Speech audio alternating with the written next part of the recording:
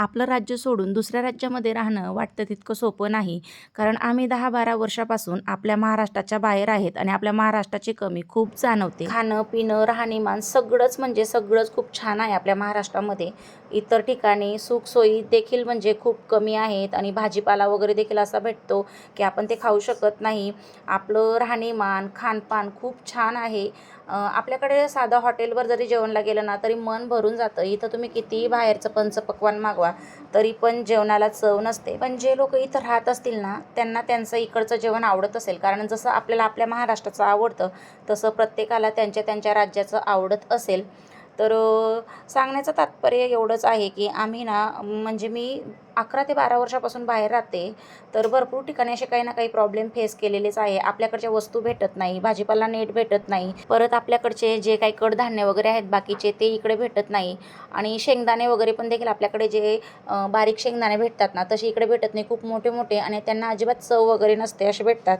पण ते देखील आपण सहन करू शकतो. पण जर पाण्याचा प्रॉब्लेम असला ना तर खूप म्हणजे खूप खराब वाटतं. तर इथं भरपूर असा पाण्याचा प्रॉब्लेम आहे. तर आमच्या वरच्या टाकीमधलं पाणी संपलेलं होतं. ते मी इथं बघायला आली होती. कारण मी जेवण बनवता बनवता मशीन लावलेलं होतं आणि जेवण बनवण्याच्या नादात मी बघायचं विसरलीच की पाणी वरचं संपलं की नाही. जेव्हा मला आठवण आली की आपण कपडे लावलेत मशीनला तेव्हा बघायला गेली तर मशीन एरर दाखवत होतं म्हणजे पाणी संपलेलं होतं. मग मी वरती आली आणि बाजूच्या टाकीचं पाणी आमच्या टाकीमध्ये थोडं ओतून घेतलं. पण जेव्हा मी हे पाणी ओतलं ना तेव्हा आमच्या क्वार्टरच्या वरती कोणीच राहिला नव्हतं म्हणून मी ते ओतू शकली. पण जेव्हा मी आता हा व्हिडिओ व्हॉइस ओव्हर करते ना तेव्हा त्या क्वार्टरमध्ये आता येऊन गेलेले आहेत. पुढे मला भरपूर प्रॉब्लेम येणार आहे पाण्याचा. कारण 2 जण जर एका बिल्डिंगमध्ये राहतात ना तर पाणी व्यवस्थित वरती चढत पण नाही आणि पाणी पुरत पण नाही. मला भरपूर प्रॉब्लेम येणार आहे आता पुढे. आणि त्यानंतर बघा मी तुम्हाला तिकडे मागचं जंगल देखील दाखवलं. ते जंगल पण खूप असं खराब आहे. तिथून काही पण किडे मकोडे वगैरे क्वार्टरमध्ये निघत असतात आणि त्यातल्या त्यात हा एरिया खूप असा रिस्की आहे. कारण इथून पाकिस्तान खूप जवळ आहे. तर ती देखील एक भीती असते. तर तसंच इथं आता आम्हाला 2 वर्ष झालेली आहेत. अजून थोडे दिवस इथं काढायचे आहेत. थोडे दिवस नाही म्हणजे थोडे महिने अजून काढायचे आहेत. खूप बोर झाले मी इकडे. असं वाटतंय कधी एकदाचं इथून दुसऱ्या जागी जातो. तर हे बघा ते सगळं झाल्यानंतर मी खाली आली. जेवण केलं. जेवण केल्यानंतर थोडी रेडी झाली. तोपर्यंत माझे कपडे झाले होते कारण मी वरती पाणी टाकून आली होती टाकीमध्ये. आणि आज बाहेर जाण्याचं मेन रिझन होतं फक्त चप्पल. माझ्या ज्या चप्पल होत्या ना 2 जोड होते ते दोघंही तुटल्या आणि बाकी अजून दुसरे घरी वापरायचे होते. ते बाहेर शू स्टँड ठेवल्यामुळे कुत्रे घेऊन गेले. मग त्या पण खराब झाल्या. मग त्यामुळे मग मी आज अक्षरशः शूज घालून आली होती बाहेर. मग त्यानंतर इकडे ना जी एक चप्पल थोडी ठीकठाक होती ती म्हटलं थोडी इथून शिवून घ्यावी. आणि मुलांची सँडल वगैरे शिलाई वगैरे मारायची असली किंवा थोडंफार तुटलेलं असलं शिवायचं असलं ना तर आम्ही या बाबांकडेच देतो. कारण त्यांना बघून ना खूप दया येते आणि त्यांच्याकडे बघून असं वाटतं की आपलं दुःख काहीच नाही आहे. अशा लोकांकडे जेव्हा आपण बघतो ना तेव्हा आपल्याला वाटतं की आपण भरपूर म्हणजे चांगली लाईफ आपल्याला देवाने दिलेली आहे. त्या बिचाऱ्यांचं आता बसून खाण्याचे दिवस आहेत तरी त्यांना कष्ट करावं लागतंय. तर त्यांचं ते कष्ट बघून खूप मनाला खराब वाटतं. खूप वाईट वाटतं. मला तर म्हणजे अक्षरशः अशी दया येते. तर त्याच्यानंतर हे बघा आम्ही तिथं चप्पल शिवायला टाकली. तोपर्यंत इकडे आलो आम्ही मॉलला. तर इथं मी एक चप्पलचा जोड घेतला. टेबल क्लॉथ वगैरे घेतलं. 1-2च सामान घेतलं. जास्त काही घेतलं नव्हतं. घरी गेल्यावर मी तुम्हाला दाखवणारच काय घेतलं आहे ते. ते सामान घेतलं. पुन्हा रस्त्यातून चप्पल घेतली आणि घरी आली. त्यानंतर हे बघा घरी आल्यावर लगेच मी इकडे बाहेर गार्डनची थोडी साफसफाई करणार होती आणि मला हे जे अळूची पानं आहेत ती तोडून घ्यायची होती. भरपूर दिवसापासून विचार करते की म्हणजे आज बनव उद्या बनव असं. पण काही म्हणजे हे होतच नव्हता प्लॅन होतच नव्हता बनवण्याचा. मग मी आज हे तोडून ठेवणार आणि दुसऱ्या दिवशी बनवणार. कारण लगेचच हे जर तोडून मी जर बनवले ना मला असं वाटतं हे ताजे ताजे आहेत आणि याच्यामध्ये रस जास्त असेल आणि यांचा आहे ना म्हणजे असं कोणाकोणाला त्रास होतो घशामध्ये. त्यामुळे यांना मी रात्रभर असेच मिठाच्या पाण्यामध्ये धुवून स्वच्छ पुसून ठेवणार आहे आणि दुसऱ्या दिवशी बनवणार. तर इथं मी कट करून घेते. 5 पानं निघाली होती टोटल. बाकीची थोडीशी पिवळी पडली होती मी ती फेकून दिली. आणि इथं ना किशू बनवतोय व्हिडिओ त्यामुळे तो इकडे तिकडे मोबाईल हलवतोय. त्याने काही व्यवस्थित शूट केलेलं नाही तरी पण माझ्यासाठी एवढं भरपूर होतं. तर हे बघा आजूबाजूला थोडीशी पिवळी पानं पडलेली होती ती पण मी आता कट करून फेकून देते. आणि मला ना या गार्डनमध्ये अजून थोडी कोथिंबीर भेंडी वगैरे लावायची आहे.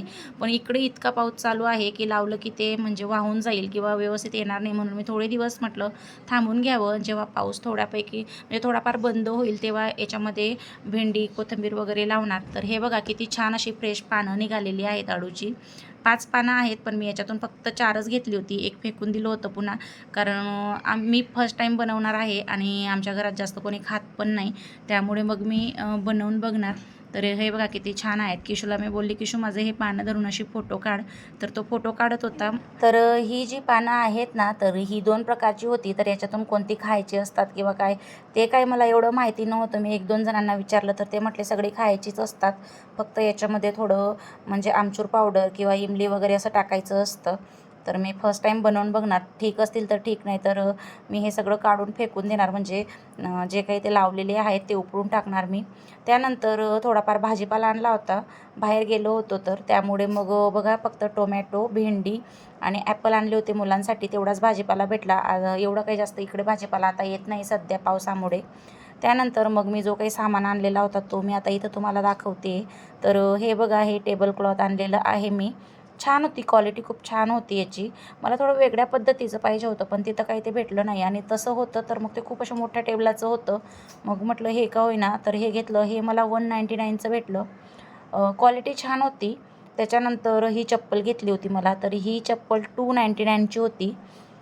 तर किमतीच्या हिशोबाने चप्पल पण छानच भेटली, कारण विशाल मेगा मार्टमध्ये थोडं स्वस्तच भेटतं. तर चप्पल तर मला अजून दुसऱ्या घ्यायच्या आहेत, पण तिथं काही एवढ्या छान नव्हत्या, म्हणून मग मी ही एक आवडली, ही एकच घेतली. नंतर जेव्हा यांना वेळ भेटेल तेव्हा मार्केटमध्ये जाऊन पुन्हा आणेन. त्यानंतर हे एक टी शर्ट घेतलं यांच्यासाठी. यांना पूर्ण एक ड्रेस घ्यायचा होता, कारण यांचा बर्थडे होता म्हणून, पण यांनी काही ऐकलंच नाही. मग शेवटी हे एक टी शर्ट घेतलं, ते पण बळजबरी घ्यायला सांगितलं, मी घेत नव्हते ते. तर बाकीचं मी म्हणजे राशनचं सामान आणलं आहे, जसं की काजू, बदाम, म्हणजे ड्रायफ्रूट्स आणलेले आहेत, किशमिश, कारण पाण्यात भिजवून वगैरे खायचे असतात मुलांना. पुन्हा किशमिश पण आपल्याला घरामध्ये लागतातच.